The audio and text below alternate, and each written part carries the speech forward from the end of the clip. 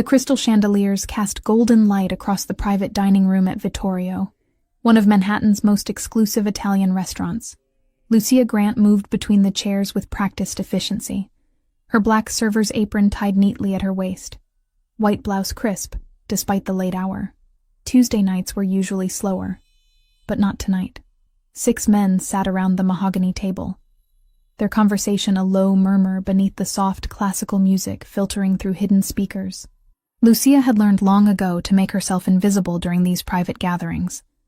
Wealthy men conducting business didn't want to be interrupted by questions about wine pairings or dessert menus. She placed a fresh bottle of Barolo on the table, careful not to let the glass clink against the surface. The man at the head of the table didn't look up, his attention fixed on the leather portfolio spread before him. Alexander Bellini. Even if the manager hadn't briefed the staff with hushed urgency about tonight's guest, Lucia would have recognized power when she saw it. He wore a charcoal suit that probably cost more than she made in 6 months, tailored so perfectly it seemed molded to his frame. Dark hair swept back from a face that belonged on old Italian statues, all sharp angles and commanding presence. His eyes, a deep brown that caught the light when he shifted, scanned documents with the kind of focus that made everything else in the room fade into background noise. "The terms are acceptable," one of the other men said in English, his accent vaguely European. 80 million for exclusive import rights across the eastern seaboard. Your family will handle distribution through existing channels. Lucia refilled water glasses, her movements mechanical. She'd served hundreds of business dinners in her 3 years at Vittorio. This one looked no different from the others, just men in expensive suits making deals that would never touch her world. "The vineyard contracts are here," another man added, sliding papers across the table. "Signed by the producers in Tuscany. Everything is legitimate."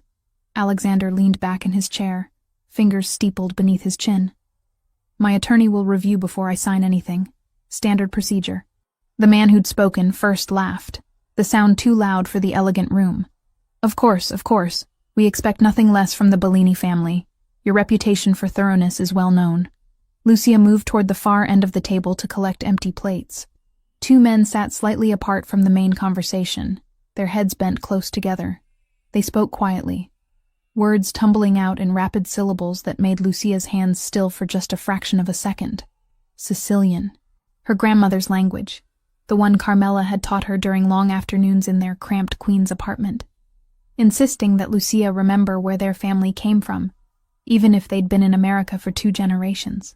"Tuesday is perfect," one of the men murmured, his Sicilian flowing with an accent that didn't quite match the regional dialect. "The explosives are already positioned at the port. When Bellini signs and moves his operation to the new warehouse location, we detonate. The cartel takes the territory while he's dealing with the chaos." Lucia's heart slammed against her ribs. She kept her face blank, years of service industry training allowing her to maintain the neutral expression of someone who understood nothing. Her hands continued their work, stacking plates with steady movements that betrayed none of the ice spreading through her veins. "The Colombians confirmed?" the second man asked, also in Sicilian, though his accent carried hints of something else beneath it. Mexican, maybe. The realization made her stomach turn. "Yes. Once Bellini is eliminated, Sinaloa controls everything from Baltimore to Boston. The contract signing is just theater. He won't leave this building alive if the signature doesn't come through tonight." Lucia's mind raced. These weren't Italian businessmen. They were cartel members posing as legitimate wine importers, and Alexander Bellini had no idea he was walking into a trap. She glanced at him across the table. He was reviewing another document, a gold pen poised over the signature line. His second in command, a broad-shouldered man who'd been introduced as Joseph, stood near the door with the kind of stillness that suggested military training. 2 other security personnel flanked the room's entrance, alert but not alarmed. No one else had noticed the conversation in Sicilian. Why would they? It was a dead language to most people, especially in a city like New York where a dozen languages mixed on every street corner.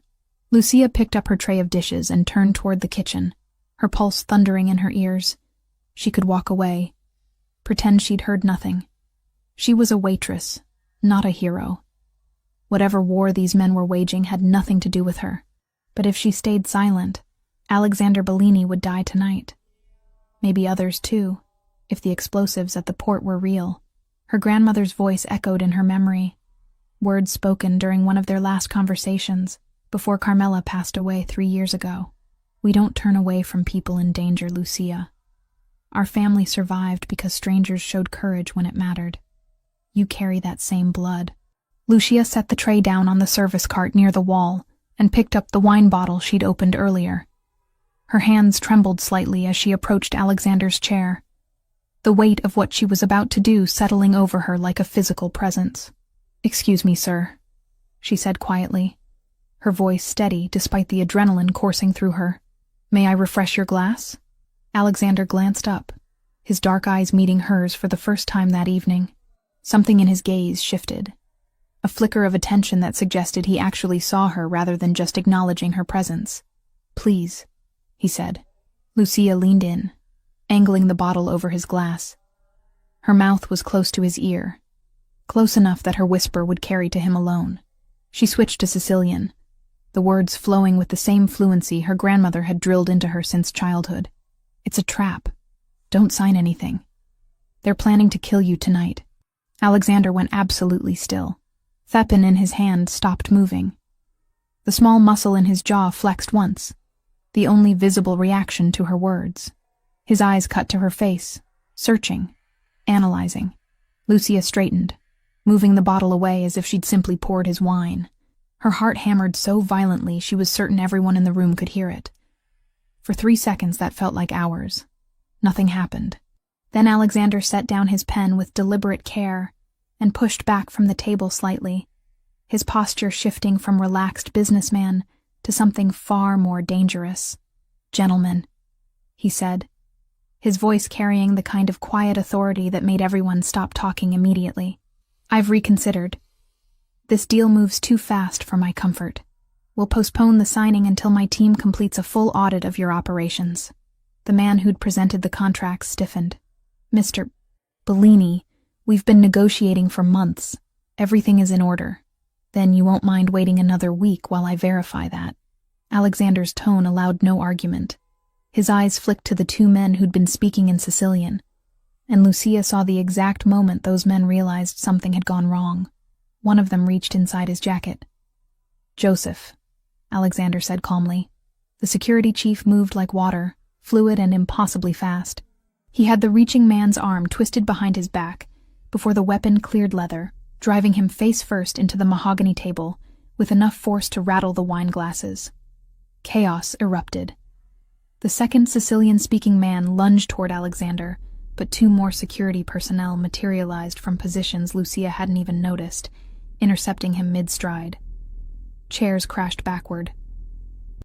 One of the other businessmen shouted something in Spanish, confirming Lucia's suspicions about the cartel connection.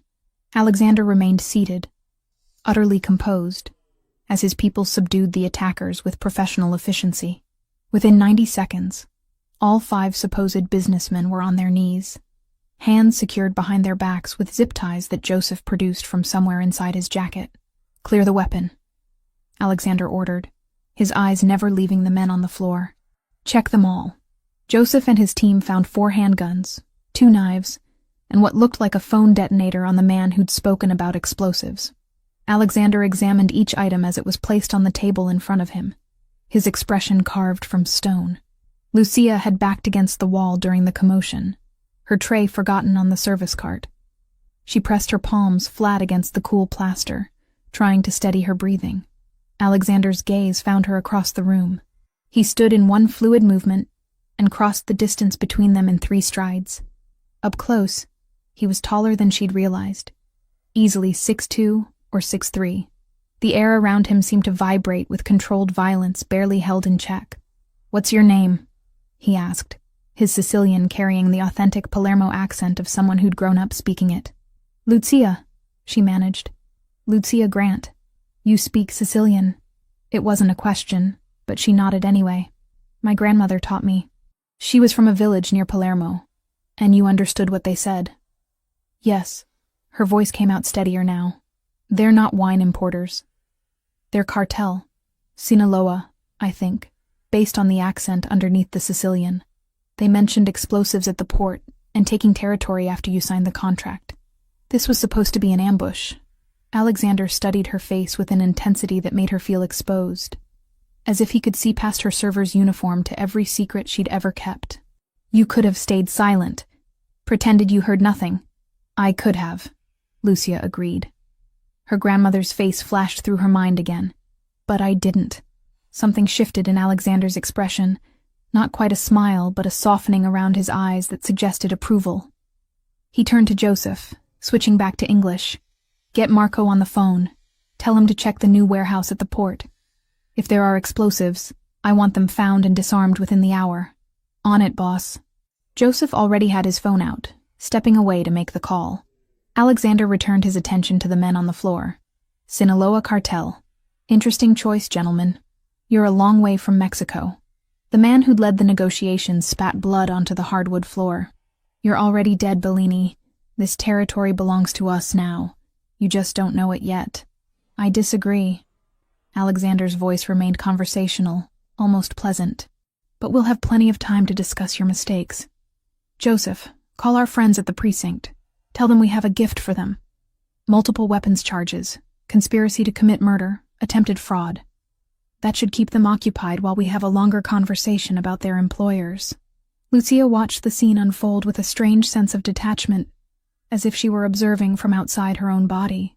10 minutes ago, she'd been a waitress worried about whether Table 7 needed more bread. Now she stood in the middle of what was clearly a mob operation, having just saved the life of one of New York's most powerful crime bosses, Miss Grant. Alexander's voice pulled her back to the present. Don't leave yet. We need to talk. It wasn't a request. Lucia nodded mutely, her throat too dry for words.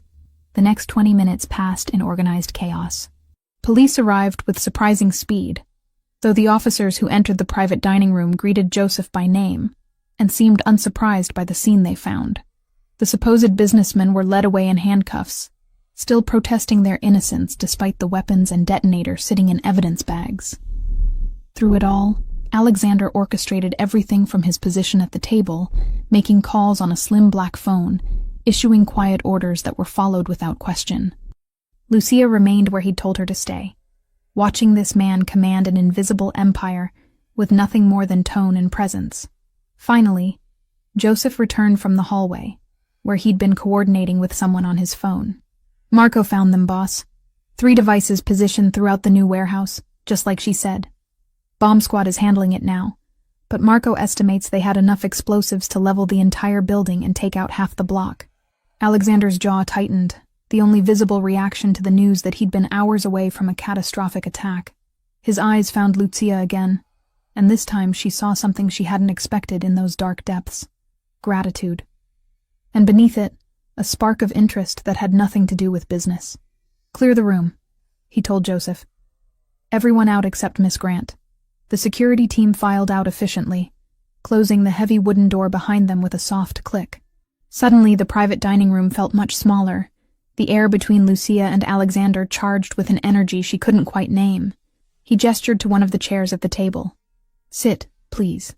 Lucia crossed the room on legs that felt disconnected from her body and lowered herself into the chair, acutely aware of how out of place she looked in her server's uniform surrounded by the wreckage of the interrupted business deal.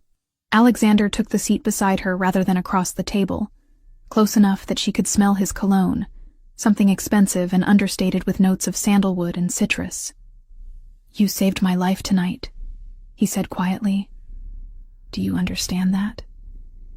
Lucia swallowed hard. I just did what anyone would do. No. The word came out flat, final. Most people would have pretended they heard nothing. Self-preservation is a powerful instinct, especially when crime families and cartels are involved. But you chose to warn me anyway. Why? She thought about lying, about giving him some noble reason that would make her sound brave rather than foolish. But something in his gaze demanded honesty.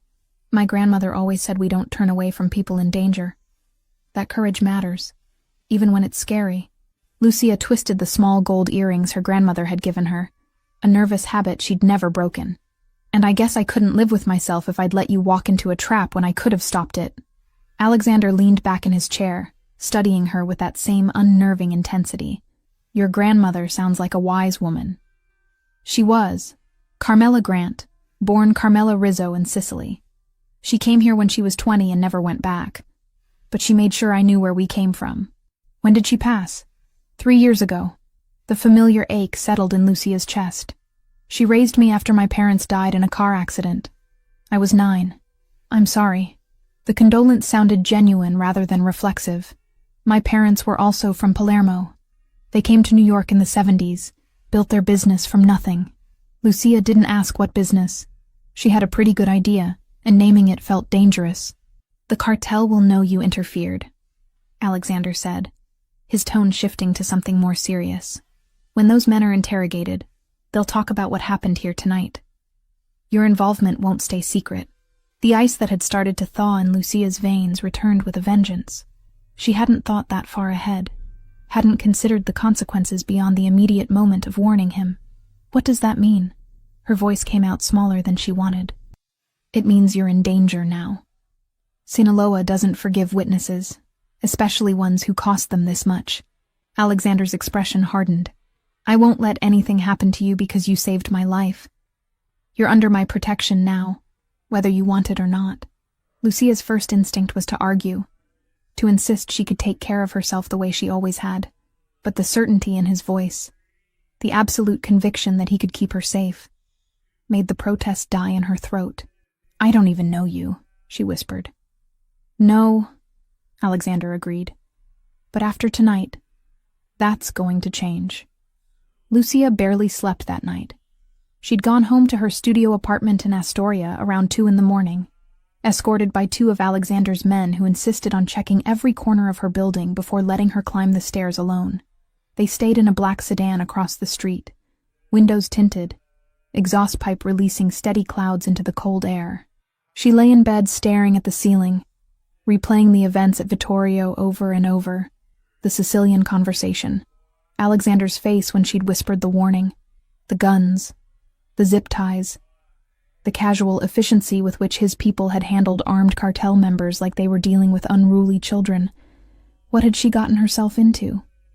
The knock on her door came at 7:45, sharp and authoritative. Lucia jerked upright, her heart immediately racing. She pulled on jeans and a sweater, fingers clumsy with adrenaline, and peered through the peephole. 2 men in dark suits stood in the narrow hallway. Not the same ones from last night, but they had that same quality of controlled alertness that marked them as Alexander's people. Miss Grant, the taller one said when she cracked open the door. Mr. Bellini requests your presence. We're here to escort you. Requests. As if she had a choice. Give me 5 minutes, Lucia said. She brushed her teeth, splashed water on her face, and pulled her hair into a ponytail with shaking hands. No makeup, no time to care about appearances. She grabbed her phone, her keys, and the small purse that held her license and the $63 currently in her checking account. The men led her downstairs to a different sedan, this one charcoal gray with tinted windows that made it impossible to see inside from the street. Lucia slid into the back seat, the leather cold even through her jeans. They drove in silence. Morning traffic clogged the streets, taxis honking, delivery trucks double-parked, the city slowly waking to another Wednesday. Lucia watched it all through the window, wondering if this was the last time she'd see her neighborhood as a free woman. The sedan pulled up in front of a glass tower in the financial district, all sleek lines and reflective surfaces that caught the weak November sunlight.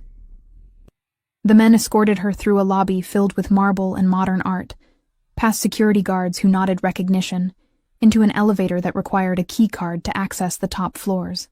Lucia's stomach dropped as they ascended. 42 floors, according to the digital display. The doors opened onto a reception area that looked like something from an architecture magazine. Minimalist furniture, floor-to-ceiling windows, abstract paintings that probably cost more than her car. A woman in her 30s with sharp eyes and an expensive suit looked up from behind a glass desk. Miss Grant, Mr. Bellini is expecting you. She was led down a hallway lined with closed doors, past what looked like conference rooms and executive offices, to a corner suite at the end. One of the escorts knocked twice and opened the door without waiting for a response. Alexander stood at the windows, his back to the room, phone pressed to his ear. He wore another impeccable suit, this one navy blue, his hair still damp from a recent shower. The office was massive, easily twice the size of Lucia's entire apartment, dominated by a desk that looked carved from a single piece of dark wood. "I don't care what it costs," Alexander said into the phone, his tone flat and final. "I want every port facility checked by tonight. If you find anything else, you call me immediately." He ended the call and turned. His eyes found Lucia immediately, sweeping over her casual clothes and bare face with an assessment that felt both thorough and strangely non-judgmental. "Sit," he said, gesturing to one of the leather chairs facing his desk. Lucia sat. The escorts left, closing the door behind them with a quiet click that felt ominous. Alexander moved around his desk but didn't sit. He leaned against the front edge, arms crossed, studying her with the same intensity he'd shown last night. "How much do you know about the Sinaloa cartel?" he asked without preamble. "Only what I see on the news. Drugs, violence, Mexico." Lucia's voice came out steadier than she felt. "Why? Because they put a price on your head last night." The words hit like a physical blow. Lucia gripped the arms of the chair, her knuckles going white. "What?" "The men we arrested talked. They always do, eventually." Alexander's expression remained neutral, but something in his eyes suggested anger beneath the calm surface. "They reported back to their handlers before the police took them. Your description, your name from the restaurant's employee records, everything. Sinaloa doesn't forgive witnesses, especially ones who cost them an $80 million operation and a foothold in New York." Lucia's mouth went dry. "I'm just a waitress. I don't know anything else about their operation. I can't hurt them. You already did. And in their world, that's enough." Alexander's jaw tightened. "I'm not telling you this to scare you, though you should be scared. I'm telling you because you need to understand the situation. These people will find you. It's not a question of if, but when.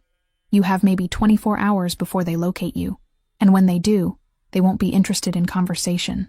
Panic clawed up Lucia's throat. She forced it down, forced herself to think. "Then I'll leave, disappear. I can be on a bus to somewhere by this afternoon." "Where?" Alexander's question was gentle, but pointed. "You have family somewhere? Friends in another state who can hide you?" Lucia stopped. She had no one. Carmela had been her only family, and the friends she'd made over the years were casual acquaintances at best. People she'd shared shifts with but never let get close. "I'll figure it out." "You won't have time to figure it out." Alexander straightened, his full height suddenly imposing in the quiet office. "But I can protect you. I have resources, safe locations, people who can keep you alive while we handle the cartel problem." "Why would you do that?" The question burst out before Lucia could stop it. "You don't owe me anything. I just did what anyone should do, but most people wouldn't have." Alexander moved closer, stopping a few feet from her chair. "You saved my life, Miss Grant. In my world, that creates a debt. More than that, you're in danger specifically because you helped me. I don't let people suffer for loyalty, especially not someone like you. Someone like me," Lucia repeated, almost laughing. "A waitress who speaks Sicilian?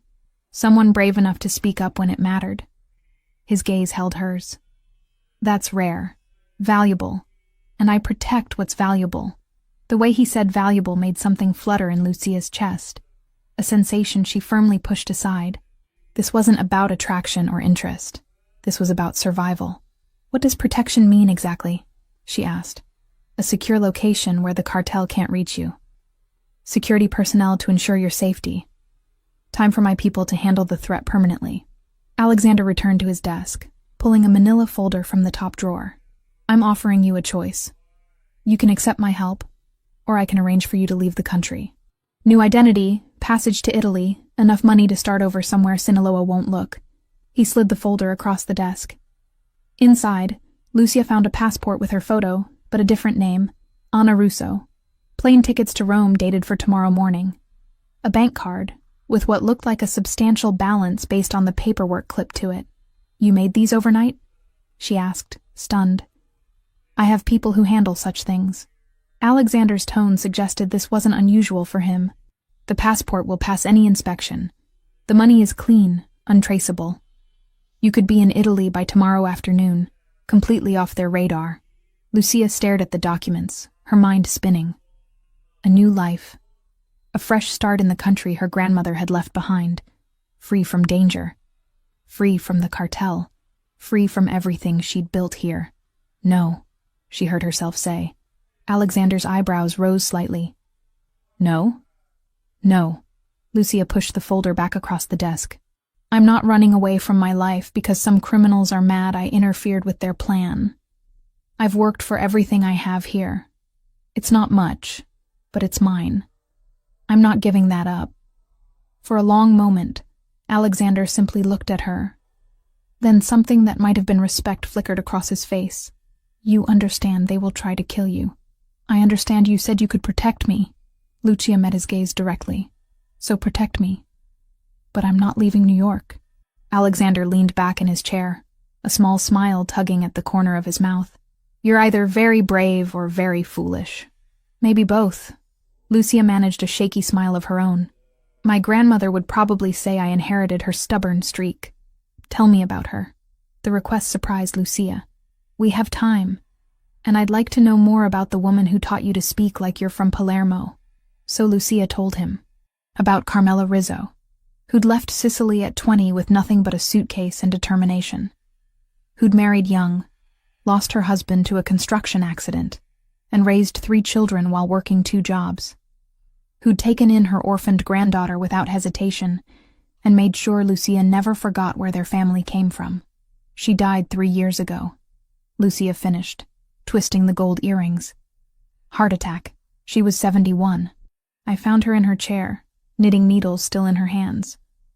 I'm sorry. Alexander's condolence carried genuine sympathy. It sounds like she was an impressive woman. She was everything. Lucia's throat tightened. After my parents died, she was all I had. When I lost her, I was completely alone. I understand that feeling. Alexander's expression softened slightly. My parents were also from Palermo. They came here in the 70s, built their business from nothing. My father died when I was 23. My mother 2 years later. I have a younger sister, Lauren, but I keep her far away from my world. She lives in Boston, works as a teacher, has no idea about most of what I do. That must be hard, Lucia said quietly, keeping that distance. It keeps her safe. Alexander's jaw tightened, which is what matters. She has a normal life, a good life, that's worth more than closeness. They sat in silence for a moment. 2 people who'd lost too much finding unexpected common ground in an office 42 floors above the city. So what happens now? Lucia finally asked. Alexander stood, decisiveness returning to his posture. Now we get you to a secure location. I have an apartment in Tribeca, not a penthouse. Just a functional space we use for people who need protection. It's monitored, secure, and the cartel won't find it. For how long? As long as it takes to eliminate the threat. He pulled a business card from his pocket, black with silver lettering and a single phone number. This is my personal line. You need anything, you call. Day or night. No one else has this number except my sister and my second-in-command. Lucia took the card, the weight of it somehow significant in her palm. Thank you. Don't thank me yet. You're about to spend days, maybe weeks, confined to an apartment with security watching your every move. It's protective custody, not a vacation. Still better than being dead. Lucia stood, shouldering her purse. When do we go? Now. The apartment in Tribeca was exactly as Alexander had described. Functional, rather than luxurious. 2 bedrooms, a living area with reinforced windows, a kitchen stocked with basics. The security was subtle, but present. Cameras in the hallway.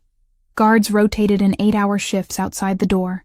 Lucia spent the day alternating between pacing and sitting. Her mind unable to settle. She'd called her manager at Vittorio, claiming a family emergency that would keep her away for a while. The lie came easily, smoothly. Another small piece of her normal life slipping away. Alexander returned around 9 that evening, carrying bags from a nearby Italian deli. I thought you might be hungry. They ate at the small dining table, conversation flowing more easily than Lucia had expected. He asked about her life. Her dreams before circumstances had narrowed her options. She found herself talking about the languages she'd wanted to study, the degree she'd planned to pursue before money became impossible. What would you do? Alexander asked. If money wasn't an issue. If you could study anything, be anything? Lucia considered the question, unused to thinking beyond the immediate concerns of rent and bills. I'd study linguistics, maybe work as a translator or interpreter. Use the languages I know to actually help people, not just take drink orders. You speak more than Sicilian? Italian, Spanish, some French. I taught myself from library books and online courses. She shrugged, embarrassed. It's not formal education, but I'm fluent enough. Alexander's expression turned thoughtful. That's a valuable skill set. More valuable than you probably realize. When he stood to leave an hour later, Lucia walked him to the door. He paused on the threshold, seeming to debate something internally. You surprised me today, he finally said. Most people would have taken the escape route. Run as far and fast as possible. I'm not most people. Lucia managed a tired smile. Apparently I'm stubborn and foolish. Brave, Alexander corrected quietly. The word you're looking for is brave. Their eyes held for a moment too long, something unspoken passing between them in the narrow entryway. Then Alexander cleared his throat and stepped back. Get some rest. Tomorrow we'll figure out what comes next. After he left, Lucia locked the door and leaned against it, her heart beating faster than the situation warranted. She pulled out the business card he'd given her, running her thumb over the embossed numbers. Alexander Bellini, crime boss, dangerous man, her only protection against people who wanted her dead. And somehow, against all logic, someone she was beginning to trust. 7 days in the Tribeca apartment felt like 7 years. Lucia had always considered herself adaptable, someone who could make the best of any situation. But confinement tested that belief in ways she hadn't anticipated. The space itself was comfortable enough. Clean sheets, a functional kitchen, windows that let in filtered sunlight through bulletproof glass. But knowing she couldn't leave, couldn't even step outside for a walk without armed escorts, made the walls press closer each day. She filled the hours with whatever she could find, reading on her phone until her eyes burned, cooking elaborate meals from the groceries that appeared like clockwork every other morning, watching the street below through those reinforced windows, counting taxis, studying pedestrians, searching for any sign of the danger Alexander insisted was still hunting her. The security detail rotated every 8 hours. Different faces but the same watchful silence. Men and women who nodded politely when she offered coffee, but never engaged in actual conversation. They were there to protect her, not befriend her. On the 7th morning, Lucia was staring at her 3rd cup of coffee when her phone buzzed with an unfamiliar number. She almost didn't answer, then recognized the area code from Alexander's business card. Miss Grant. His voice carried clearly through the speaker. How are you holding up? Lucia glanced around the apartment, at the books she'd already read twice, the television she'd watched until the programs blurred together. I'm going quietly insane, if we're being honest. But I'm alive, so there's that. A low chuckle reached her ear. Fair assessment. I have a proposition that might help with the sanity issue. I'm listening. My people confirmed continued cartel activity in the city. They're looking for you, which means you need to stay protected. But you don't need to stay idle. He paused.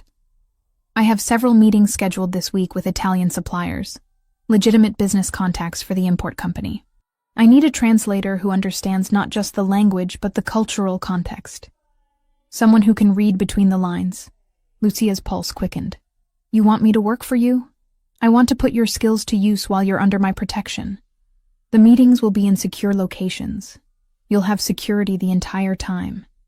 And it gives you something productive to do, besides count ceiling tiles. What kind of meetings? Olive oil importers from Tuscany today. Wine distributors from Piedmont on Thursday. All legitimate operations. Nothing that would put you in danger beyond what already exists. His tone shifted slightly. This isn't charity, Lucia. I genuinely need someone with your language abilities. Most translators I hire are competent, but they miss nuances. You wouldn't. The use of her first name sent an unexpected warmth through her chest. She pushed it aside, focusing on the practical aspects. Where would these meetings happen? My office, conference rooms in neutral buildings, a few restaurant locations I control. You'd never be exposed or vulnerable. And you'd be compensated properly, not as a favor, but as an employee. Lucia walked to the window, pressing her palm against the cool glass. Below, the city moved in its endless rhythm. Delivery trucks, business people with coffee, dog walkers navigating crowded sidewalks. Life continuing while she remained frozen in place. When's the first meeting? She asked. 2 hours. I'll send a car.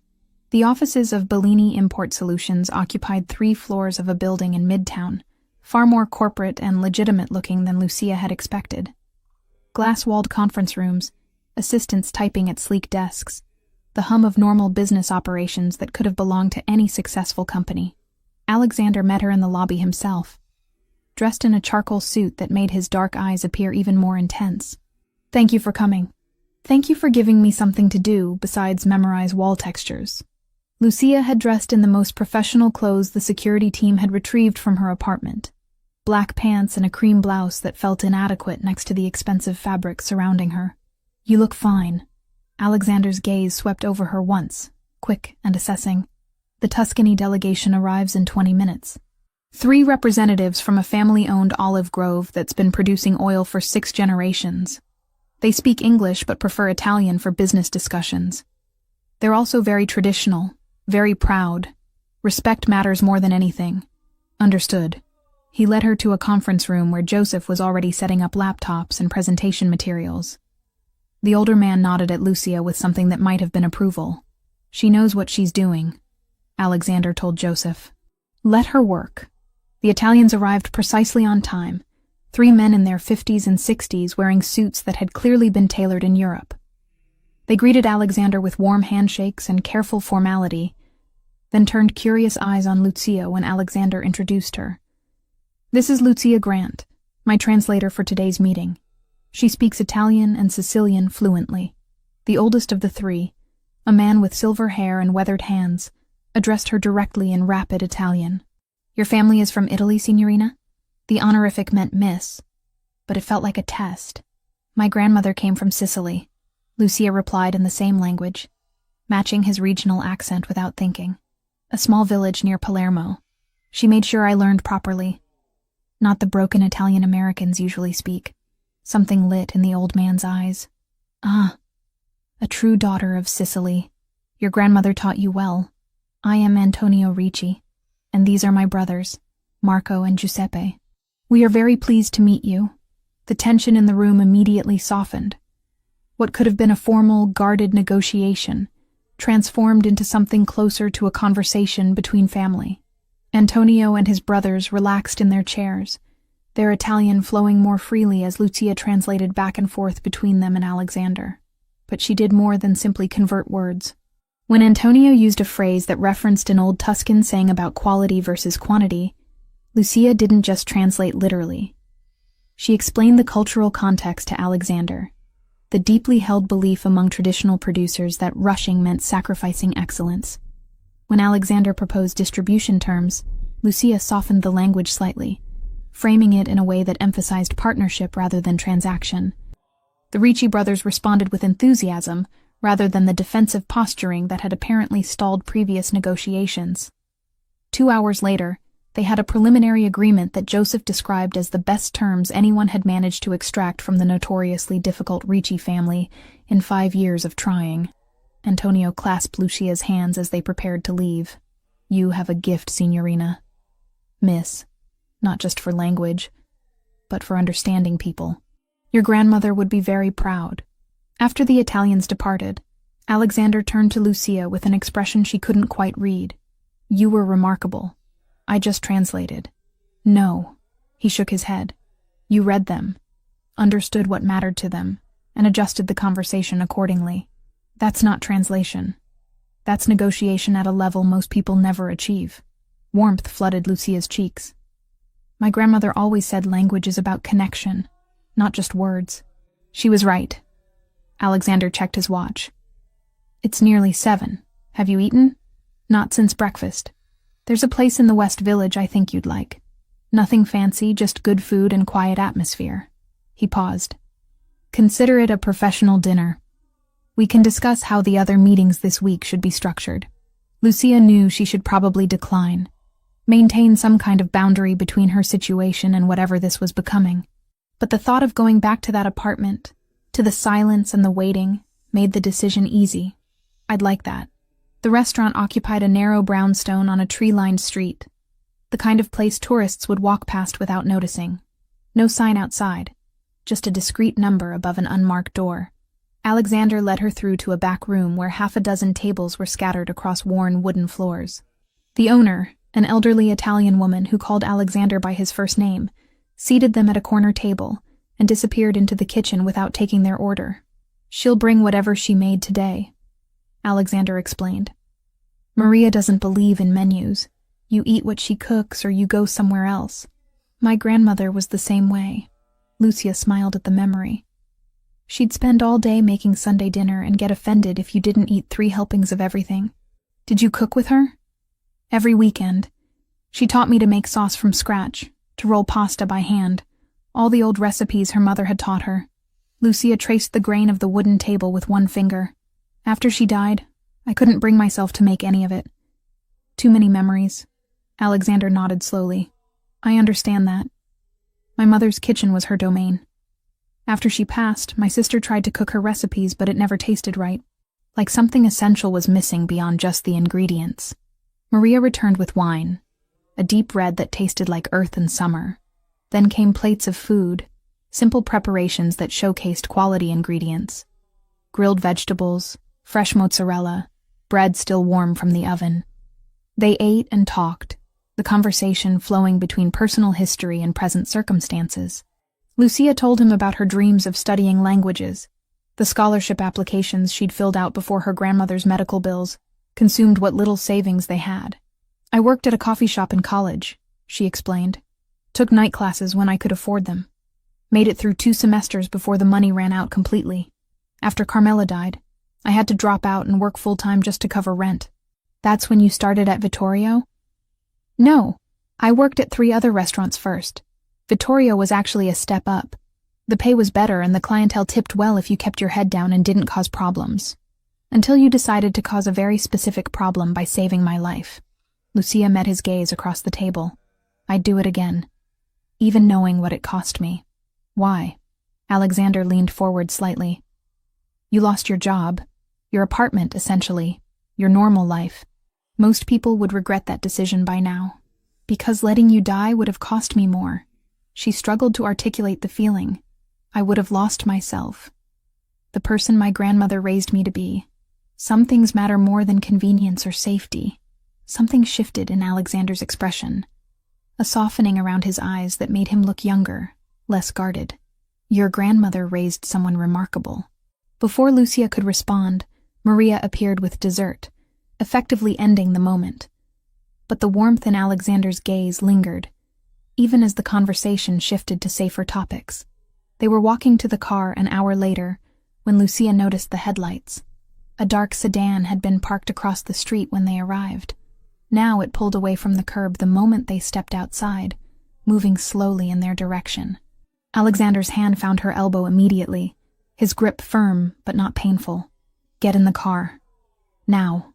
His driver already had the engine running, passenger door open. Lucia slid into the back seat as Alexander joined her, his body angling to shield hers from the street. Joseph appeared from somewhere, phone already at his ear.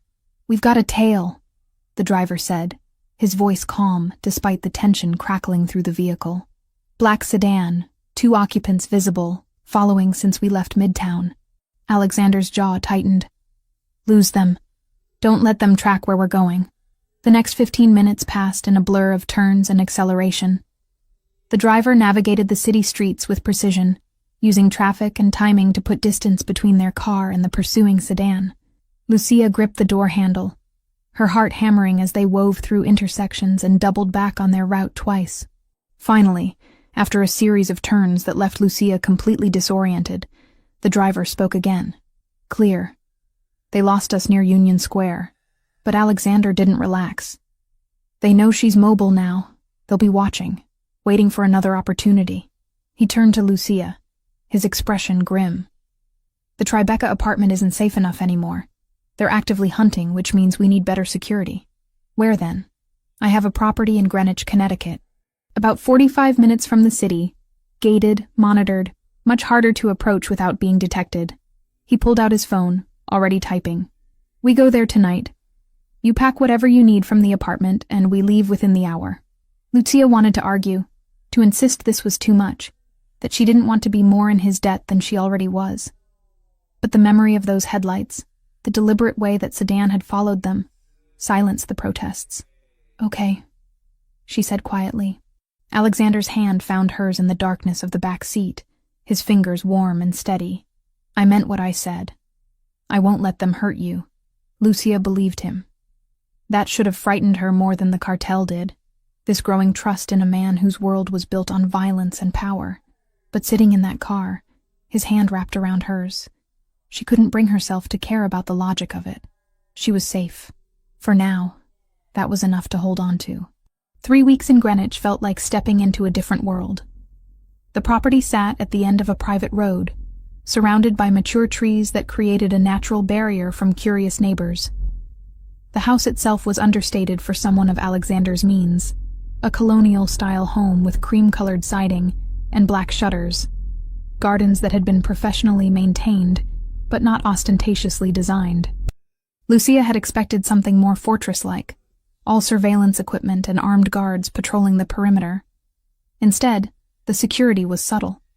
Cameras hidden in landscaping, sensors embedded in the driveway, a team that rotated through a converted carriage house at the edge of the property, present but not intrusive. Her bedroom occupied the second floor, overlooking the back garden where late autumn had painted the remaining leaves in shades of rust and gold. The furniture was simple but well made, the kind of pieces designed for comfort rather than display. Someone had stocked the closet with clothes in her size. Casual items that suggested whoever did the shopping understood she wasn't the designer label type. The first few days, Lucia barely saw Alexander. He commuted to the city for meetings, returning late in the evenings to disappear into his home office. She spent the time exploring the house, reading from the surprisingly extensive library, teaching herself to use the professional-grade espresso machine in the kitchen. On the 4th morning, she found Alexander already in the kitchen when she came downstairs. He stood at the counter in jeans and a navy sweater, the most casual she'd seen him, reading something on his tablet while coffee brewed. Morning, he said without looking up. I'm working from home today. Hope that doesn't bother you. It's your house. Lucia moved to pour herself coffee from the pot he'd already made. I'm the intruder here. You're a guest under my protection. Not the same thing. He finally glanced up, his gaze lingering on her for a moment before returning to the tablet. Joseph is sending over contracts from 2 potential suppliers in Rome. I'll need your assessment of the language. Make sure nothing's buried in the translations we received. You want me to work on them today? If you're willing. The office has a second desk and better internet than the rest of the house. So began a routine that evolved naturally over the following weeks. Mornings in the kitchen, Alexander making coffee while Lucia prepared breakfast. Conversations about everything from politics to childhood memories flowing easily in the quiet hours before the day's demands took over. Days spent working in his home office, Lucia at the second desk he'd cleared for her, translating contracts and correspondence while Alexander handled the legitimate and less legitimate aspects of his business. She discovered she had a talent for the work beyond just language skills. Reading contracts revealed patterns, connections between suppliers and distributors that told stories about relationships and power dynamics. She'd point out clauses that seemed innocuous but could be leveraged, terms that looked favorable but contained hidden costs. You should have studied business along with languages, Alexander commented one afternoon, reviewing her notes on a particularly complex wine distribution agreement. You have an instinct for it. My grandmother used to say I noticed what people didn't say more than what they did. Lucia stretched in her chair, her back tight from hours at the computer. Same skill, just applied differently. It's valuable. More valuable than you probably realize. He closed the laptop and stood. Walk with me. I need to clear my head and you've been staring at screens all day. The garden paths wound through what had probably once been formal landscaping, but had softened with time into something more natural. They walked in comfortable silence. The November air crisp, but not yet bitter, leaves crunching underfoot. "Tell me something," Alexander said eventually. "What would you be doing right now if none of this had happened? If you were still working at Vittorio, living your normal life?" Lucia considered the question. "Probably getting ready for a dinner shift. Checking my bank account to see if I could afford new shoes since mine have holes in the soles. Planning how to stretch my grocery budget for another week. That's existence, not living." It was my existence. My life. She bent to pick up a particularly vibrant red leaf, twirling it between her fingers. I didn't hate it. It wasn't what I dreamed of. But I was independent, taking care of myself. That mattered. And now? Now I'm in a beautiful house, doing work I actually enjoy. But I can't leave without armed guards, and I'm here because someone wants me dead.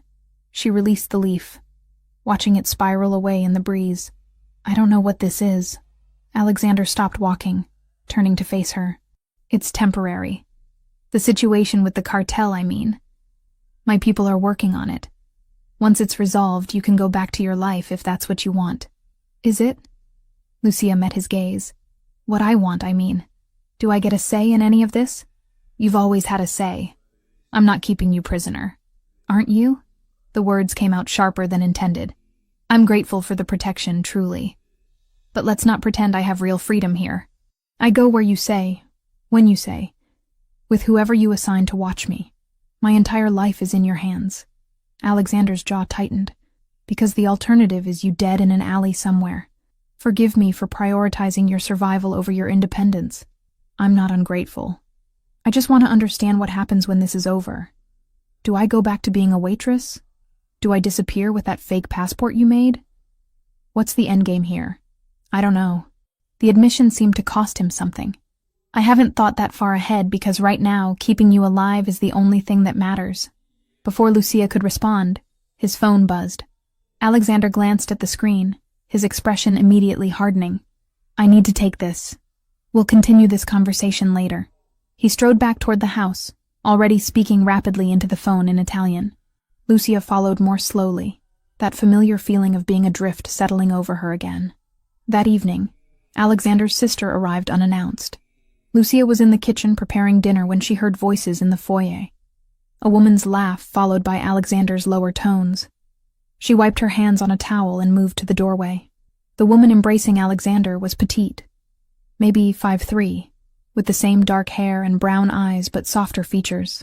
She wore jeans and a Boston University sweatshirt, canvas bag slung over one shoulder, looking nothing like the polished professionals Lucia had seen in Alexander's office. "You said you'd visit last month," the woman was saying, poking Alexander in the chest. "Then last week. I figured if you wouldn't come to me, I'd come to you. Lauren." Alexander's tone carried warning and affection in equal measure. "You should have called first. And give you time to tell me not to come?" "No chance." Lauren's eyes found Lucia hovering in the kitchen doorway. "Oh, you have company. I didn't realize. I'm sorry. This is Lucia Grant," Alexander said, his hand moving to the small of Lauren's back, gently pushing her forward. "Lucia, my sister Lauren, who apparently doesn't understand boundaries," says the man whose entire business is crossing boundaries. Lauren extended her hand to Lucia with a warm smile. "It's nice to meet you. Alex never has guests here, so you must be someone special." Heat crept up Lucia's neck. "I'm working for your brother temporarily. He's been kind enough to let me stay here while some business issues get resolved." "Business issues?" Lauren's gaze flicked to Alexander with obvious skepticism. "Right. And I'm the Queen of England." "Lauren," Alexander's voice carried clear warning now. Fine. I'll behave." Lauren sniffed the air. "Something smells amazing. Are you cooking?" "Just pasta with vegetables. Nothing fancy." Lucia gestured back toward the kitchen. "There's plenty if you'd like to stay for dinner." "I'd love to." The meal passed pleasantly, Lauren filling the conversation with stories about her students, the chaos of teaching middle school, the apartment she'd recently moved into in Cambridge. She had an easy warmth that made Lucia relax despite the awkwardness of the situation. Alexander watched them interact with an expression Lucia couldn't quite read, something between contentment and concern. After dinner, Lauren insisted on helping with dishes, while Alexander took a call in his office. The moment he left the room, Lauren turned to Lucia with sharp intelligence in her eyes. So, what's really going on here? I told you. I'm working for him and needed a safe place to stay. Lucia. Lauren's tone was gentle but firm. I haven't seen my brother in 6 months. He never works from home, never has people stay here. This place is his sanctuary from everything else in his life. So either you're in serious danger and he's protecting you, or something else is happening. Maybe both.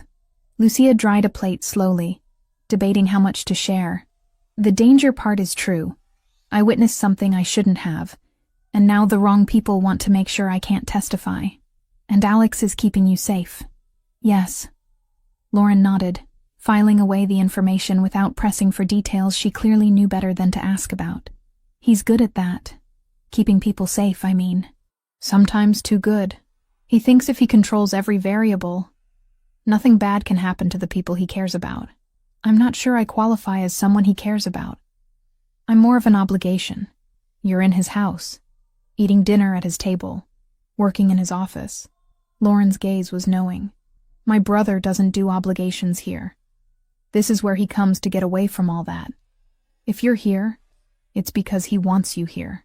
The words settled into Lucia's chest, warm and unsettling in equal measure. Lauren stayed through the weekend, sleeping in one of the guest rooms, filling the house with energy it had lacked before. She and Lucia fell into easy companionship, cooking together, walking the garden paths, talking about books and travel and the lives they'd imagined for themselves before reality intervened. On Sunday evening, as Lauren prepared to drive back to Boston, she hugged Lucia tightly. Thank you. For what? For whatever you're doing that makes him look less lonely. Lauren pulled back, her eyes serious. Alex has been alone in ways that have nothing to do with company. He keeps everyone at a distance because he thinks that's what protects us. But you're here, and he's different, present. That's not nothing. After Lauren left, the house felt quieter, emptier. Lucia found Alexander in his office, staring at his computer screen without really seeing it. Your sister is wonderful, she said from the doorway. She's a menace, but affection softened the words. Did she interrogate you about being here? She was curious. I didn't tell her anything specific. Good. The less she knows about my world, the safer she is. He turned in his chair to face Lucia fully. She likes you. Lauren doesn't like people easily. The feeling is mutual. They stood in silence for a moment, something unspoken hanging in the air between them. Then Joseph appeared in the hallway behind Lucia, his expression grim. Boss, we need to talk. It's about the Sinaloa situation. Alexander's entire posture shifted, the warmth draining away.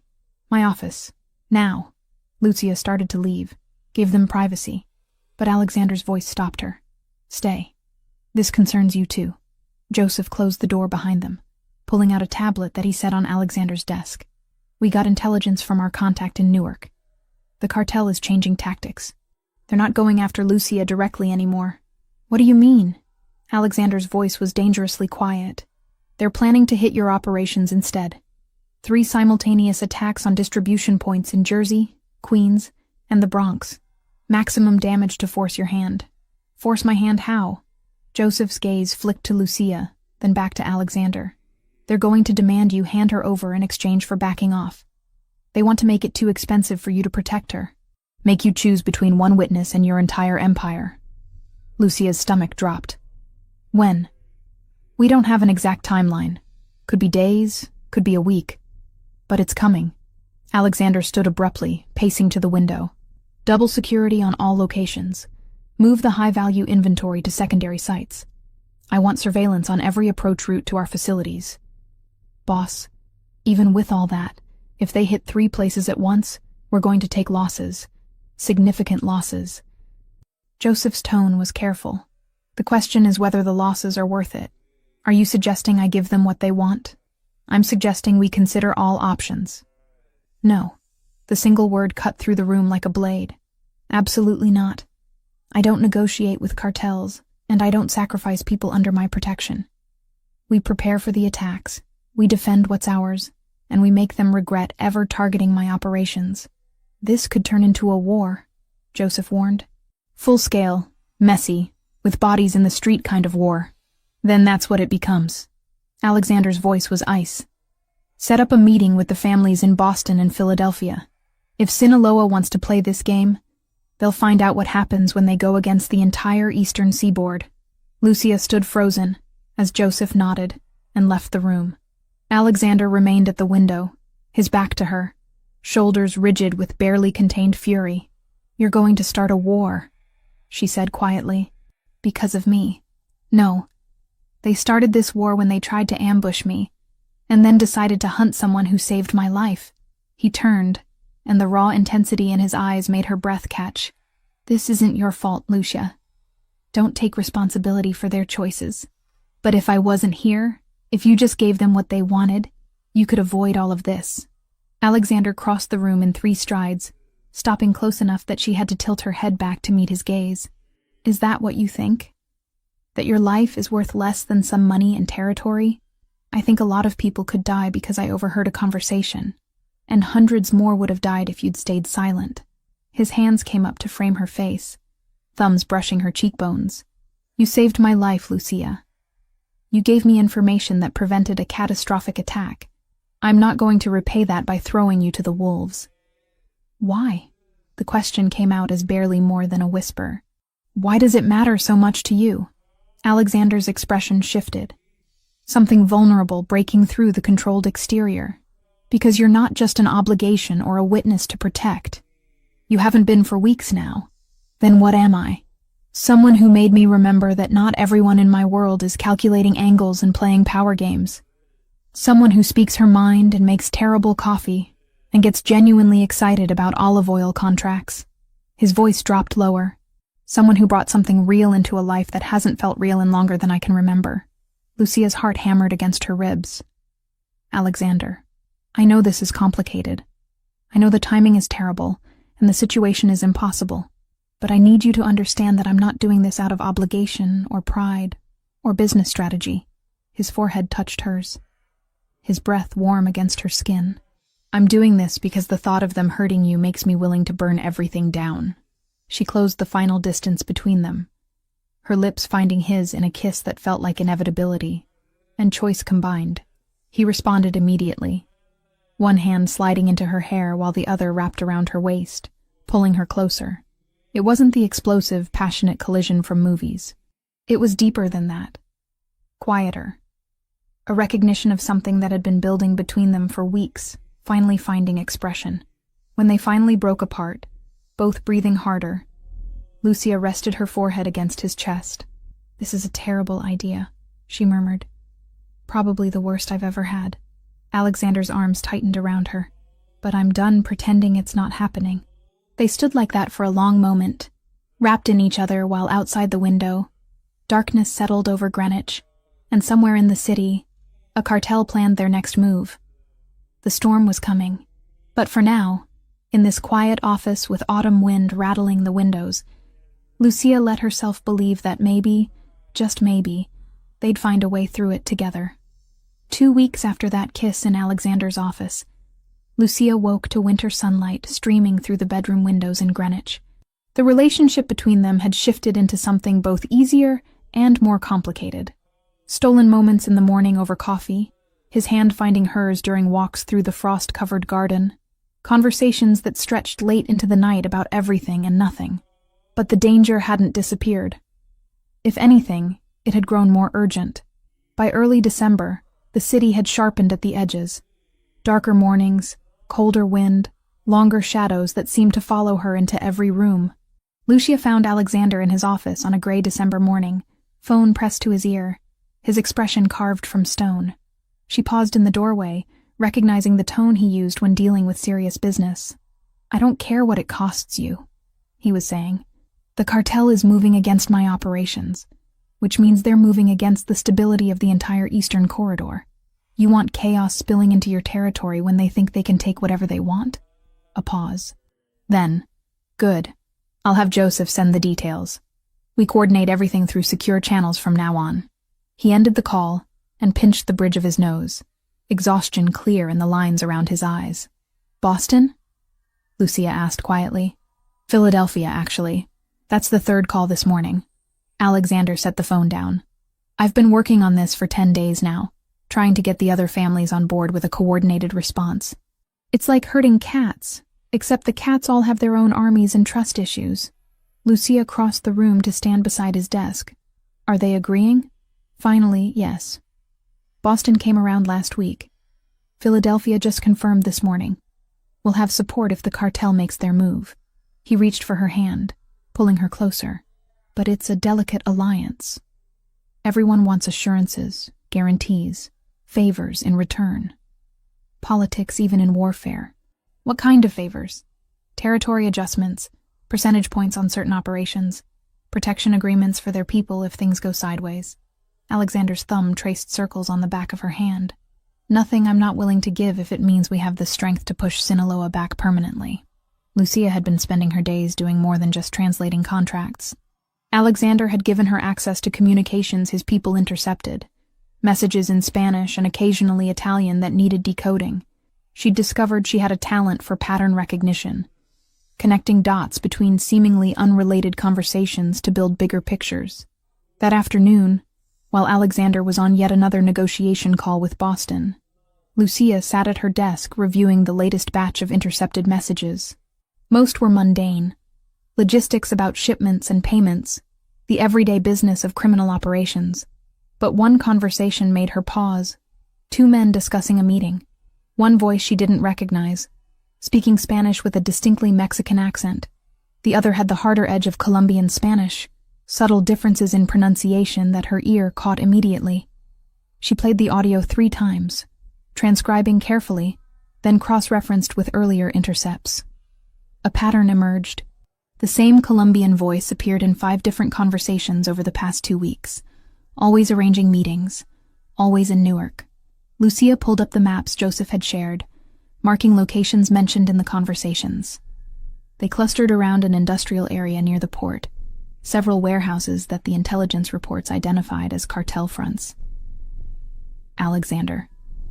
She turned in her chair as he entered the office. "I found something." He crossed to her desk immediately, leaning over her shoulder to study the screen. "What am I looking at?" "Intercepted communications over the past 14 days. This voice here," she played a clip, "appears consistently.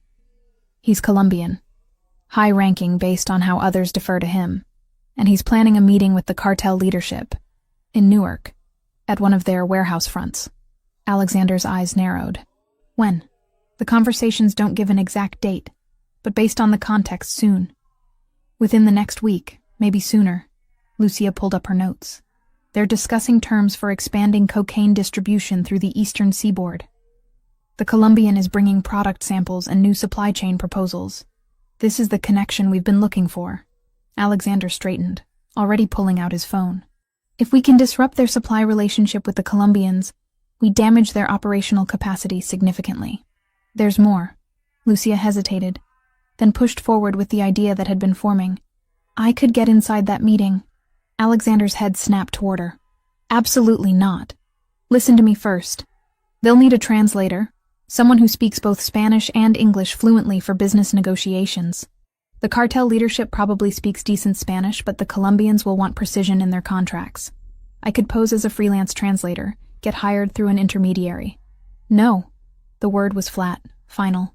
"You're not walking into a room full of cartel members. That's not even a consideration. But think about it practically. We need evidence that connects their leadership directly to the drug trafficking. Testimony from someone external, someone not affiliated with either organization. That's admissible in court in ways that your people's testimony wouldn't be." Alexander's jaw clenched. "I have professionals who handle this kind of work. People trained for infiltration." Joseph didn't flinch. "We tried placing one of ours in late October. He was made before he even reached the table. They're paranoid now. New faces get checked, questions get sharper, and anyone who hesitates doesn't get a second chance. Who all have accents that would mark them as American the second they opened their mouths." Lucia stood, facing him directly. I speak Spanish with neutral fluency. I can claim my family is from Argentina if anyone asks. Explain away any inconsistencies. And I understand both the language and the business context well enough to be convincing. The answer is no, Lucia. I'm not risking your life for intelligence. We can get other ways. What other ways? She pressed. You said yourself that the cartel has been careful, keeping their leadership insulated. This is an opportunity to get someone inside their operation who they won't suspect. They'll suspect everyone. These aren't amateurs, which is exactly why they won't suspect a freelance translator hired through a legitimate channel. Lucia had spent the past hour thinking this through, anticipating his objections. But there's another reason this has to be someone external to your organization. Alexander crossed his arms, his expression dark. I'm listening. You said the cartel has been one step ahead of you multiple times. They knew about the warehouse at the port before you moved operations there. They knew your distribution schedule well enough to plan simultaneous attacks. She met his gaze steadily. Someone inside your organization is feeding them information. The silence that followed was heavy. Alexander's eyes went cold, the kind of cold that suggested violence simmering just beneath the surface. You're certain about this assessment? Not certain, but it's the only explanation that makes sense. Which means any operation you run internally is compromised before it starts. But someone from outside, someone they don't know about, someone they have no reason to connect to you, that could work. Alexander turned away, pacing to the window. She could see him working through the logic, fighting against it, even as he recognized the truth in her words. Even if what you're saying is accurate, he said without turning around, the risk is enormous. If they discover who you really are, if anything goes wrong, I can't protect you in there. I know. You could die, Lucia. Painfully. These people don't show mercy to infiltrators. I understand the stakes. She moved closer to him. But staying hidden forever isn't living. The cartel isn't going to stop hunting me just because time passes. They'll wait months, years if necessary, for an opening. The only way I get my life back is if their leadership is taken down completely. Alexander finally turned to face her. There has to be another way. If there is, we haven't found it. Lucia reached for his hand. You've been protecting me for weeks now, keeping me safe, giving me a place to hide. I'm grateful for that, truly. But I need to be part of the solution, not just the problem everyone's trying to manage. He studied her face for a long moment, conflict clear in his expression. You're not a problem. Then let me help end this. On my terms. Lucia, please. She squeezed his hand. I can do this. I know I can. But I need you to trust me. Alexander closed his eyes, and she could see the war playing out behind his controlled exterior. Protection versus pragmatism. Emotion versus strategy. Finally, he opened his eyes. I need to verify something first. If what you're saying about needing external testimony is true, if the FBI actually needs this kind of evidence, then we consider it. But I'm not making this decision without confirming every aspect. Who will you ask? I have a contact. Someone who owes me favors and won't ask too many questions. He pulled out his phone. But if I do this, if I even consider letting you walk into that meeting, we do it my way. Complete security protocols, extraction team on standby, audio surveillance, and the first sign of trouble, we abort. Non-negotiable. Agreed. The call took 20 minutes. Alexander spoke in careful code, discussing hypothetical situations and legal requirements. When he hung up, his expression was grim. The FBI has been investigating Sinaloa's eastern operations for 18 months. They have circumstantial evidence, but nothing solid enough for prosecution that would stick. They need direct testimony linking leadership to trafficking operations, preferably with documentation or recordings to support it. He set the phone down heavily. Your assessment was correct. An external witness with no criminal connections would be invaluable to their case. He exhaled slowly, as if weighing every word. They won't touch it without clean procedure, he added. Statements, recordings, chain of custody, everything has to be airtight, or it dies on a prosecutor's desk. Joseph says they can put you under limited use protections for what you say in character, but only if you stay inside the plan. Lucia felt relief and terror in equal measure. So we do this. We plan it carefully, meticulously. And if at any point I think the risk outweighs the potential gain, we stop. Alexander's gaze was intense. I mean it, Lucia. Your safety comes before any intelligence gathering or FBI cases. I understand. The next 5 days passed in intensive preparation. Joseph brought in members of Alexander's security team who had experience with undercover operations. They drilled Lucia on her cover story until she could recite it in her sleep. Ana Russo, freelance translator based in Hoboken, recently relocated from Buenos Aires. References available from 3 different translation agencies that Joseph's people had created overnight. They practiced her responses to common questions, taught her how to identify exits in unfamiliar spaces, gave her hand signals for communicating with the surveillance team that would be monitoring from outside the warehouse. She learned basic self-defense moves, enough to buy herself a few seconds if things went wrong. Your goal isn't to fight your way out, the security instructor told her on the 3rd day. Your goal is to stay alive long enough for extraction. Make noise, create chaos. Give us the opening we need to get to you. Lucia practiced the emergency signal until her fingers cramped. A specific pattern of taps on any hard surface that would trigger immediate response from the team. Alexander watched most of the training sessions from the periphery, his presence a constant reminder of what was at stake. At night, back in Greenwich, they didn't talk about the operation. Instead, they existed in a strange suspended state, cooking dinner together, watching movies on the couch, maintaining normalcy that both knew was temporary. On the 5th night, the evening before the operation, Lucia couldn't sleep. She found Alexander in his office at 2 a.m, staring at surveillance photos of the Newark warehouse where the meeting would take place. You should be resting, he said without turning around. So should you. She entered the room, closing the door behind her. Can't stop thinking about tomorrow? I'm reviewing exit routes, backup positions for the extraction team, contingencies for every scenario I can imagine. He finally looked at her. And I keep coming back to the fact that I'm letting you walk into a building full of people who want you dead. You're not letting me do anything. This is my choice. Doesn't make it easier. He stood, crossing to where she waited. If anything happens to you tomorrow because I agreed to this plan, I won't forgive myself. Lucia reached up to cup his face, feeling the tension in his jaw. Then make sure your team is as good as you say they are. Make sure the plan is solid. And trust that I can handle myself in there. I do trust you. It's everyone else I don't trust. She pulled him down into a kiss, pouring everything she couldn't articulate into the contact. Fear, determination, affection that had grown deeper than she'd intended to allow. When they broke apart, his forehead rested against hers. Come back to me tomorrow, he whispered. Whatever happens in that warehouse, you come back. I will. She meant it with everything she had. I promise.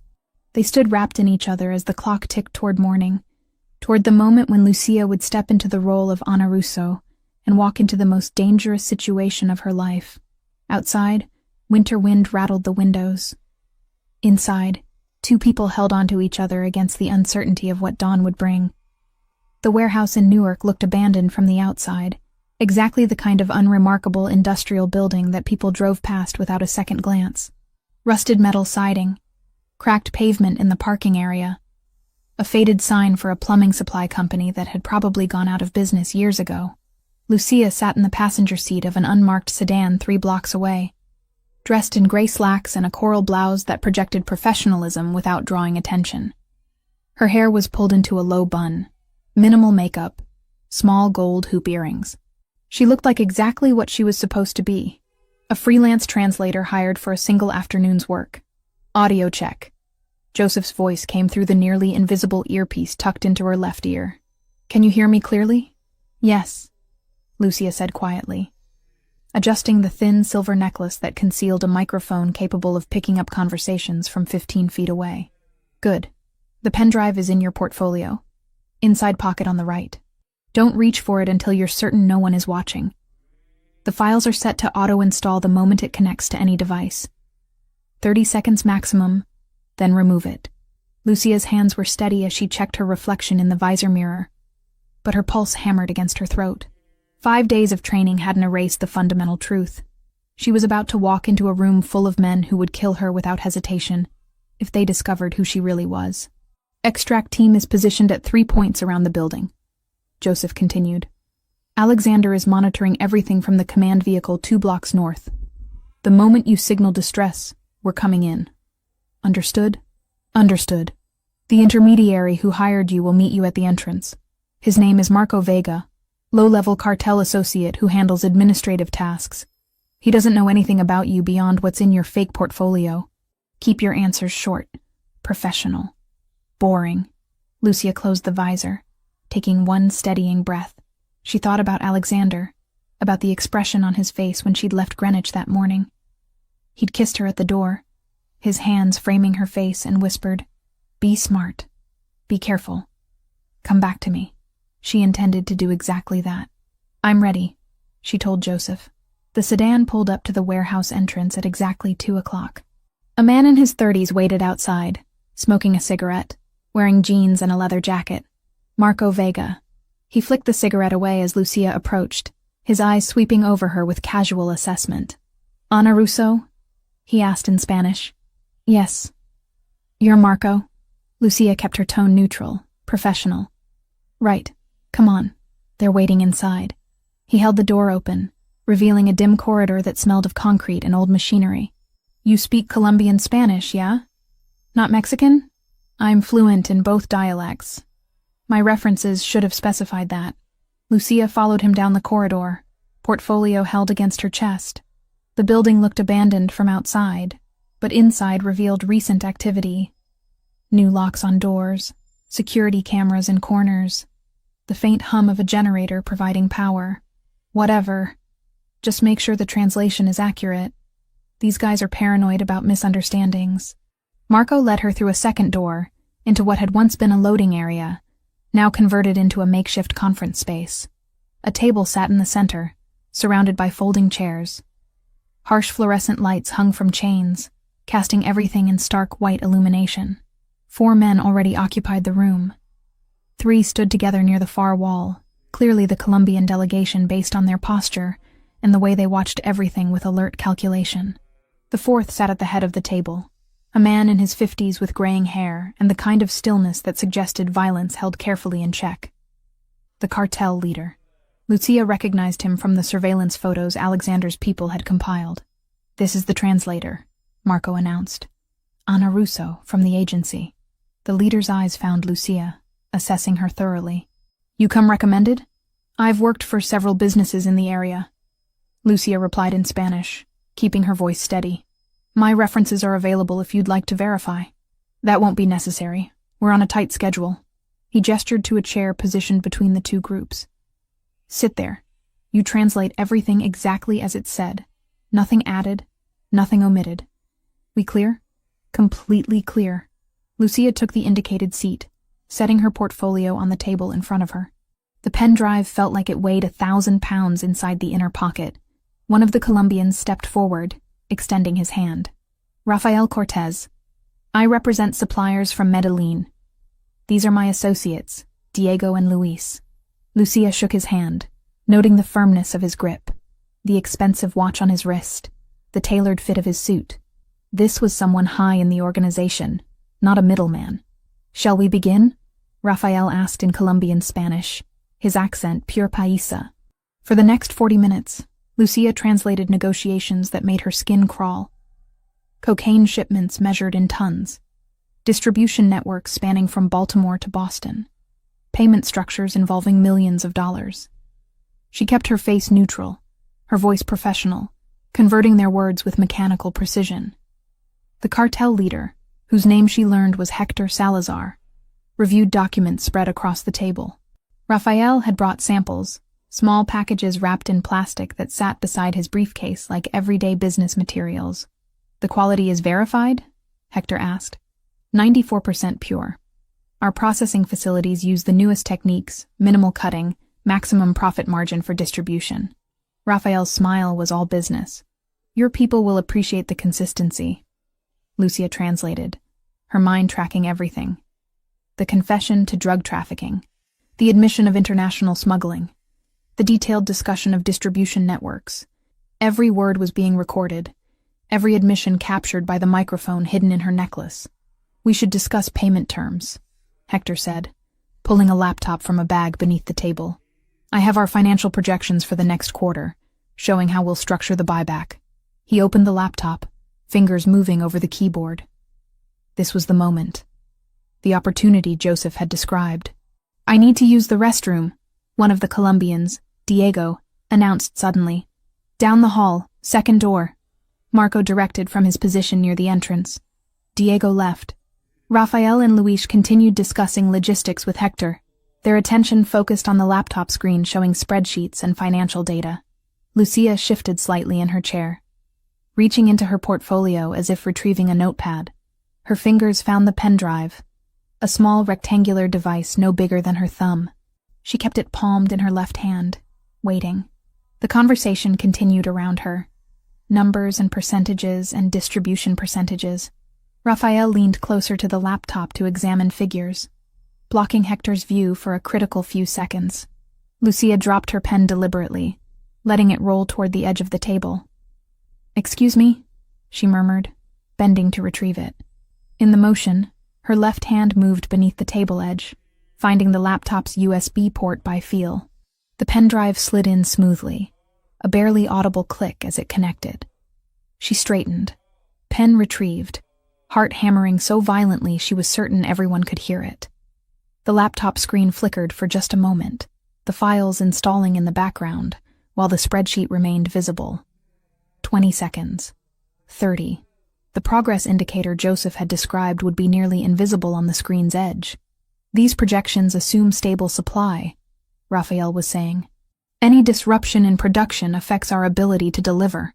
Our supply chain is reliable, Hector insisted. We've maintained consistency for 18 months. 45 seconds. Lucia forced herself to breathe normally, to maintain her neutral translator expression. Diego returned from the restroom, resuming his position with the other Colombians. The pen drive had to come out. If they noticed it, if anyone looked at the right moment, the entire operation collapsed. Lucia cleared her throat softly. Excuse me. I need to mark the contract sections for translation. May I? She gestured toward the papers on the table, closer to the laptop. Go ahead, Hector said, without looking up.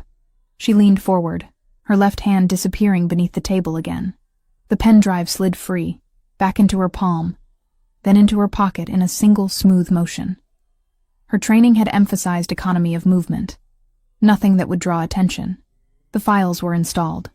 The modified financial records showing systematic theft from the Colombian suppliers now resided on Hector's laptop, backdated to appear 6 months old, carefully crafted to suggest diversion of funds that Rafael's organization should have received.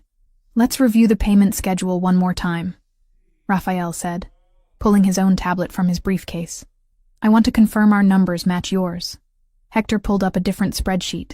Rafael and his associates studied their tablet, comparing figures. Lucia watched the moment unfold with growing dread and anticipation. The numbers wouldn't match. Couldn't match. Because the files on Hector's laptop now showed significantly different payment amounts than what Rafael's records contained. Wait, Rafael's voice sharpened. This shows $3.2 million for the September shipment. Our records indicate $3.8 million. That's incorrect, Hector said, frowning at his screen.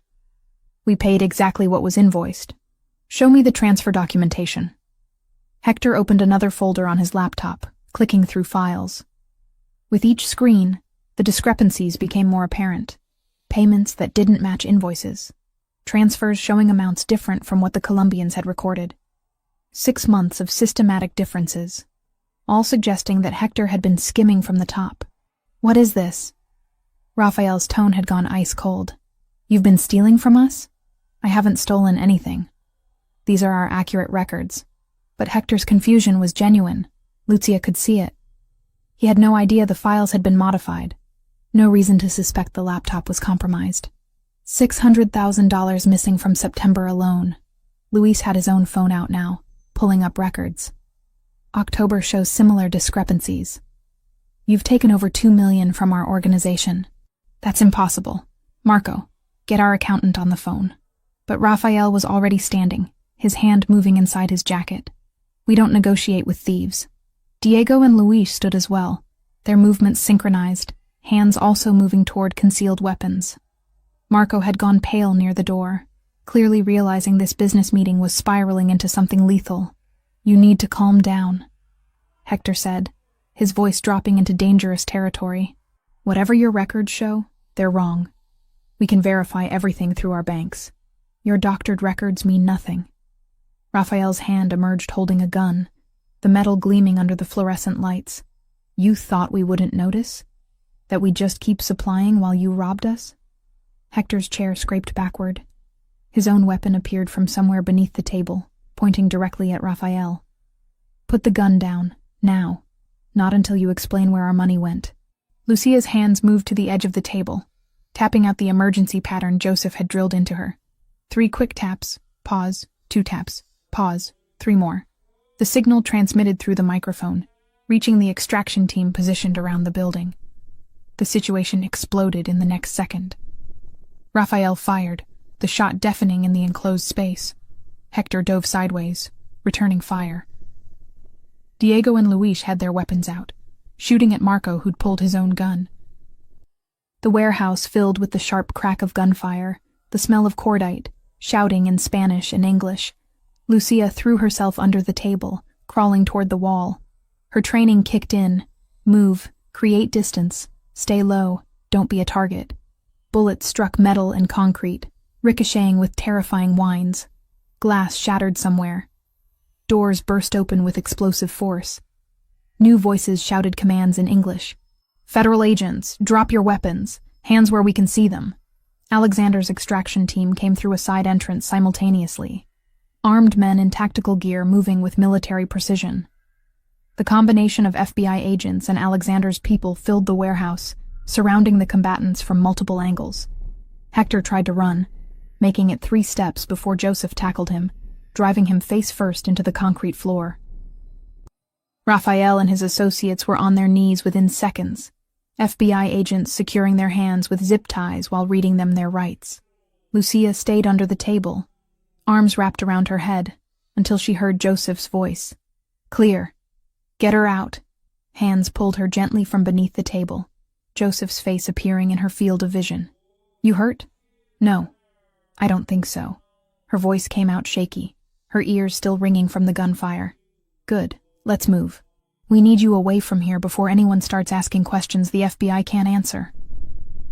He guided her through the chaos, past federal agents processing the scene, past the Colombians being read their rights, past Hector Salazar cursing in Spanish as evidence bags were filled with the cocaine samples and documents scattered across the table.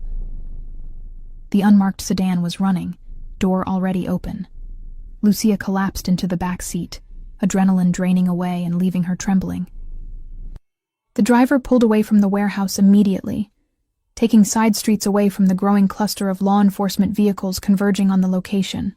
2 blocks away, the sedan stopped beside a black SUV. The door opened and Alexander was there, reaching for her, pulling her out and into his arms in one motion. Lucia buried her face against his chest, finally allowing herself to shake. You're okay, he murmured against her hair. You're safe. I've got you. It worked. She managed. The files. The Colombians saw them. Everything worked.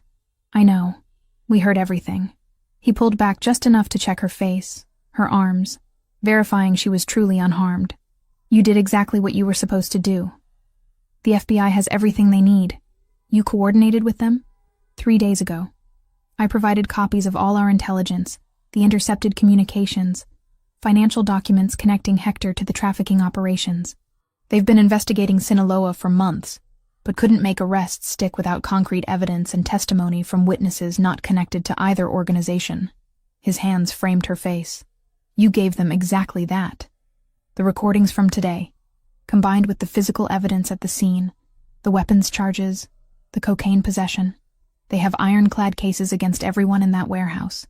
Lucia leaned into his touch, exhausted and relieved in equal measure. What happens now? Now we let the FBI do their job.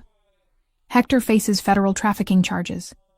The Colombians are charged with conspiracy and weapons violations. With their leadership arrested, and their supply relationship destroyed, the cartel's eastern operations collapse. No money, no product, no organization to come after you. Are you sure? Joseph's people have been monitoring their communications all day. The moment news of the arrests hit, the cartel started pulling resources back west. They're cutting losses, not mounting rescue operations. Alexander's thumb brushed her cheekbone. You're safe, Lucia. Really, truly safe. The threat is over. She kissed him, not caring that Joseph and the security team were watching from discreet distances. When they broke apart, she pressed her forehead against his. Take me home. Greenwich? Wherever you are? She managed a shaky smile. That's home now. In the following weeks, news broke in pieces. Federal indictments against Hector Salazar and 8 other high-ranking cartel members in New York and New Jersey. Seizure of $3 million in assets and 500 kilograms of cocaine. The complete dismantling of Sinaloa's East Coast distribution network. The Colombian suppliers publicly ended their partnership, releasing a statement about betrayal and theft that effectively destroyed any chance of the cartel rebuilding those connections. Lucia watched it unfold from the safety of Greenwich, working with Alexander on legitimate business contracts, while the FBI built their cases. Anna Russo disappeared from public record, a translator who'd been in the wrong place at the right time. Her testimony sealed as part of the federal investigation. And slowly, carefully, Lucia started believing she might actually get her life back. Not the life she'd had before, waiting tables and scraping by. Something better. Something real.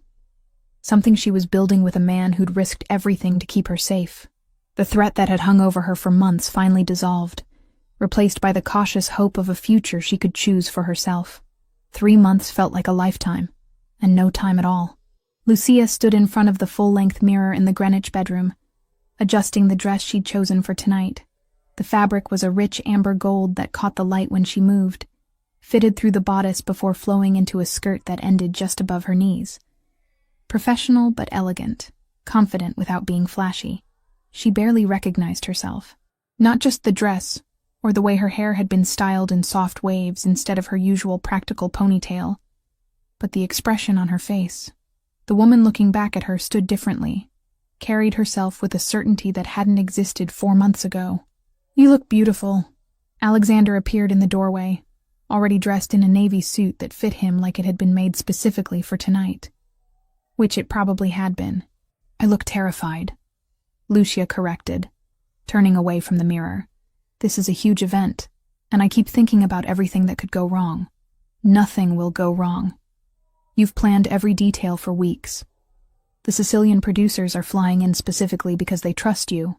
The buyers are excited about the product line. This is your success, Lucia. Own it.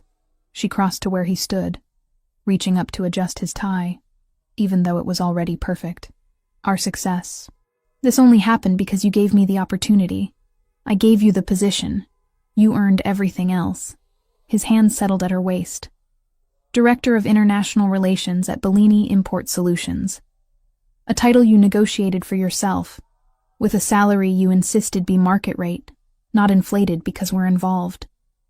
You've closed deals with 3 countries in 3 months that other people spent years failing to secure. Lucia had insisted on those terms when Alexander first offered her the job. No special treatment, no favors disguised as business opportunities. She wanted to succeed or fail based on her actual abilities, not because the boss was sleeping with her. She'd spent 1 sleepless night listing every obligation that would still be waiting when the danger was gone.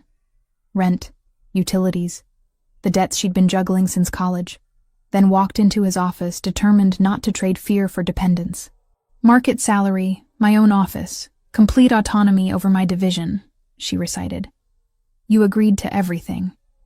Because you were right to demand it. I respect you too much to patronize you with charity disguised as employment. Alexander kissed her forehead. Besides, you've already proven the investment was worth it.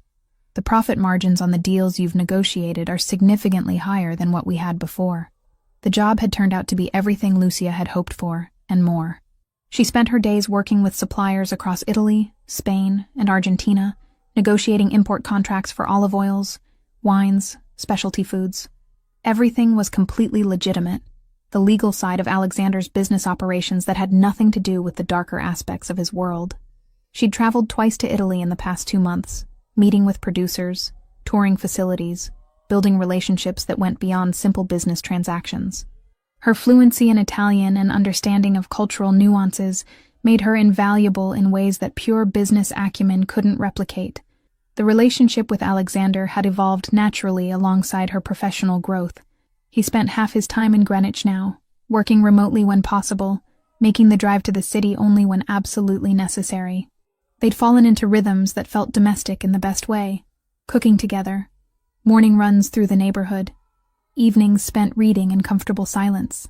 Lauren visited monthly, always with some excuse about needing to escape Boston, but really just wanting to check on her brother. She and Lucia had become genuine friends, texting throughout the week, planning trips to museums and theater shows when Lauren came to town. "We should go," Alexander said, glancing at his watch. "The car is ready." Before leaving, Lucia made one stop. The cemetery in Queens was quiet on a Thursday evening, most visitors already gone for the day. She found Carmela's headstone easily, a simple gray granite marker engraved with her grandmother's name and dates. Alexander waited near the car, giving her privacy. Lucia knelt beside the grave, running her fingers over the carved letters. "Hi, Nonna," she said quietly. "Grandma," the word that still made her throat tighten. "I know it's been a while since I visited. Things have been complicated." She smiled despite the tears threatening. "You'd be so proud. I'm using everything you taught me, the languages, the cooking, the courage to speak up when it matters. I have a real job now, one where I actually use my brain instead of just my ability to carry plates." She thought about the night at Vittorio, the moment she'd decided to warn Alexander. "I did what you always said. I didn't turn away from someone in danger, even though it was terrifying, and somehow that led to all of this, a life I never imagined I could have." Lucia placed the small bouquet of flowers she'd brought against the headstone. "I met someone. Alexander. He's complicated and dangerous and probably not who you would have chosen for me. But he's good to me, Nonna. He sees me as an equal. Pushes me to be better. Doesn't try to control me even when he's worried. I think you would have liked that about him." The evening breeze rustled through the trees. Lucia stood, brushing grass from her knees. "I'll come back soon, and I'll keep making you proud. I promise." She returned to the car where Alexander waited. He didn't ask what she'd said, just took her hand as they drove toward Manhattan. The event was being held at Vittorio, the same restaurant where everything had begun. Alexander had purchased a partial ownership stake in the business 2 months ago, replacing the previous management with people he trusted. He'd insisted on having the launch there despite Lucia's initial reluctance. "It's poetic," he'd argued. "You saved my life in that building. Now we're launching a new phase of our legitimate business there. Full circle." Of course, he'd also conducted extensive security checks on every employee, every vendor, every person who would be in the building tonight. Nothing was left to chance. The restaurant looked transformed from the last time Lucia had seen it. White lights strung through the dining room, elegant floral arrangements on every table, a string quartet playing soft classical music in the corner. The guest list included importers, distributors, restaurant owners, food critics, people who mattered in New York's culinary world. Lucia stepped out of the car, Alexander's hand steady at her elbow. Several people were already mingling in the entrance area, wine glasses in hand, conversations flowing in multiple languages. A few heads turned as they entered, recognizing Alexander immediately. "Mr. Bellini? Thank you for the invitation." A restaurant owner Lucia had met during negotiations approached, shaking Alexander's hand before turning to her. "And you must be Lucia Grant. I've heard wonderful things about your work. The Tuscan olive oil you sourced is exceptional. Thank you. I'm glad you're pleased with it." Lucia shook his hand, slipping into the professional persona she'd developed over the past months. Confident, knowledgeable, approachable. More introductions followed. Lucia worked the room naturally, switching between English, Italian, and Spanish depending on who she was speaking with.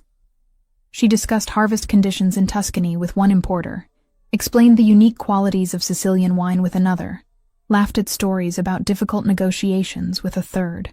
Across the room, she caught glimpses of Alexander doing the same, charming buyers and critics with the easy authority he wielded so naturally. But his eyes kept finding hers, checking in, making sure she was okay. Lucia, a familiar voice made her turn. Maria, one of the servers she'd worked alongside 3 years ago, stood there with a tray of appetizers. Oh my God, it really is you. When they said Lucia Grant was hosting this event, I thought it must be a different person. Maria, Lucia smiled warmly. How are you? Still working here? 4 years now. But look at you. Maria's eyes swept over the dress, the confident posture, the way important people were gravitating toward Lucia's conversations. What happened? Last I heard, you'd left for a family emergency and never came back. Life took some unexpected turns. Lucia accepted a small bruschetta from the tray. I ended up working in import negotiations, discovered I had a talent for it. Working for him? Maria glanced toward Alexander with obvious curiosity. Everyone knows he's one of the owners now. I work for Bellini Import Solutions, yes. He gave me an opportunity and I made the most of it. Maria studied her face for a moment, then smiled.